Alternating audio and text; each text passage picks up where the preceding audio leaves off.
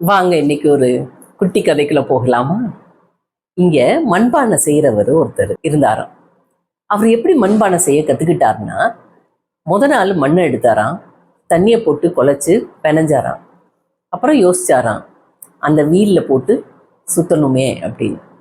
சரி, புதுசா ஒரு மண்பானை செய்வோம் இன்னைக்கு அப்படின்னு சொல்லிட்டு இந்த குழச்ச மண்ணை தூக்கி சக்கரத்து மேல வச்சு சுத்த விட்டாராம். சுத்திட்டு இப்படி இப்படி பண்ணங்களாட்டியும் என்னாச்சுன்னா மண் சக்கரத்தோட போய் ஒட்டிக்கிச்சான். அடுத்த நாள் என்ன பண்ணார்னா, திருப்பி அதே மண்ணை எடுத்து திருப்பி நல்லா தண்ணியை ஊற்றி குழப்பி ஒரு இதாக பண்ணி அது மேலே வச்சாராம். வச்சு முயற்சி பண்ண ஆரம்பிச்சாராம். இப்படியே ஒவ்வொரு நாளும் ஒவ்வொன்றுமா பண்ணி பண்ணி பார்க்க பார்க்க அப்புறம் ஒரு ஐடியா வந்ததான். சரி, இனி நிதானமாக நம்ம செய்யணும் அப்படின்ட்டு நல்லா குழச்சி சக்கரத்து மேலே வச்சு மெதுவாக சக்கரத்தை சுற்றி கையை அப்படியே ஷேப் கொடுத்து மெதுவாக அப்படி தட்டி தட்டி தட்டி தட்டி கொண்டாந்தாராம்.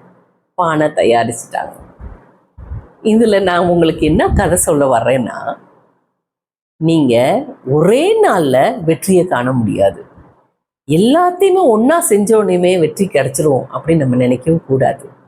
என்ன செய்யணும்னா, ஒரு படி ஏறி மேலே போகணும். எப்படி நம்ம ஏணிப்படியில் ஒவ்வொரு படி ஏறி மேலே ஏறணுமோ அதே மாதிரி தான் வாழ்க்கையிலையும் ஒவ்வொரு தடவையும் நம்ம செஞ்சு பார்த்து அடுத்த நாள் அதுக்கடுத்த நாள் அப்படின்னு நம்ம எடுத்து எடுத்து செஞ்சால் தான் நம்ம செய்ய முடியும். அடுத்த நாள் என்ன ஆக போதோ அப்படின்னு நம்ம நினைக்கக்கூடாது. அதே மாதிரி நேற்று இப்படி ஆச்சே அப்படின்னு நினைக்கக்கூடாது. இன்னைக்கு நம்ம என்ன பண்ண முடியும், இன்னைக்கு நம்ம என்ன கற்றுக்கலாம், இன்னைக்கு நம்ம என்ன செய்யலாம் அப்படிங்கிறத நம்ம நினச்சோம்னா வெற்றி காணலாம். இதே வெற்றியை நம்ம எல்லா விஷயத்திலையுமே நம்ம காணலாம். படிக்கிறதும் சரி, உறவுகள் ஃபார்ம் பண்ணுறதுலேயும் சரி, அதே மாதிரி நம்மளுடைய மகிழ்ச்சியை வச்சுக்கிறதுலேயும் சரி. தினம் ஒரு நாள் வாழலாம். வாங்க வாழலாமா?